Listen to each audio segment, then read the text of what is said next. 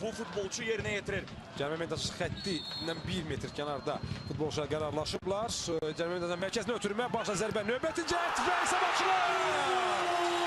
Sergey Zilyov 32-ci dəqiqədə Qəbələnin hesabına geçirir. Nəhayət gözlədiyimiz an baş tutur. Qəbələ bu oyunda ilk golu vuran komanda olur və bu golun müəllifi Sergey Zilyov.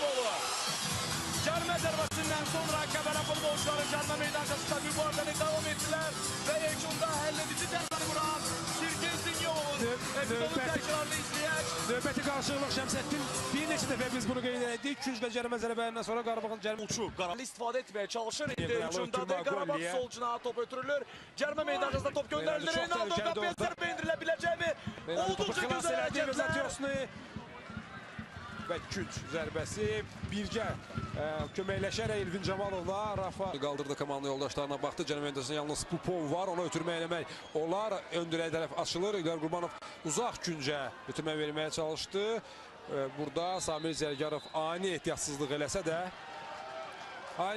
ehtiyatsızlıq elədi və qaydanı da pozdu. Əliyar Ağayev penalti nöqtəsini göstərir. Sarı vərəqədə Samir Zərgarova mütləq baxmaq lazımdır bu epizodun təkrarına. Çox adi epizodda Qəbələ öz qapısına penalti gətirdi, mən deyərdim Samir Zərgarov. Tamamilə razıyam Rüstəm və mən qeyd edərdim ki, burada təhlükəli oyun zənnimcə var idi. Çünki epizodun təkrarında biz bunu görəcəyik. Rəşad Sadiqov indi çox kəskin bir şəkildə hakim Əliyar Ağayeva öz etirazında bu epizodun təkrarını gözləyirik və izləyirik. Bu aşkar qayda pozulsa əlbəttə Samir Zərgarov topu sinəsilə qəbul edərkən xeyli vaxt itirdi. Agolli pressing elədi və üstəgəl ayaqla zərbə də var idi, topa deyildi. Rəqib futbolçuydu, yəni hakimin qərarını haqlı saymaq olar. Richard Almeida topun arkasındadır. Bizatos'la yoxsa Richard Almeida. Hakimin işarəsi gəlir. Almeida qapçıya baxır, topa baxır, zərbəsi bir olaraq futbolçularına hər hansı bir tapşırıq vermir. Sadəcə sakit oyuna baxır. Qapıya zərbə indirilir və İkinci gol Qəbələnin qapısından keçir. Bu topun da müəllifi Richard Almeida olur. Penaltini yerinə yetirdi.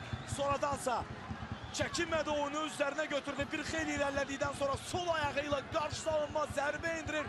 Zərbə o qədər də qüvvətli deyildi. Amma ən əsası odur ki, dəqiq oldu. Bizatos da həmin topu Əfran İsmailova qaytarmamalıydı. Bir qədər düşünən ki, oyunu öz üzərinə də götürmək olardı Coşqun Diniyev. Amma gənc futbolçudur, gəlin onu qınamayaq.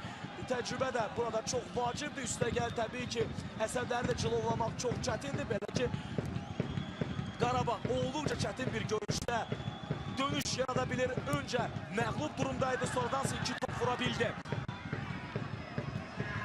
Çabuk bir səhvə yol verir və hesab bərabərləşir. İnanılmaz bir səhv. O inanılmazdı.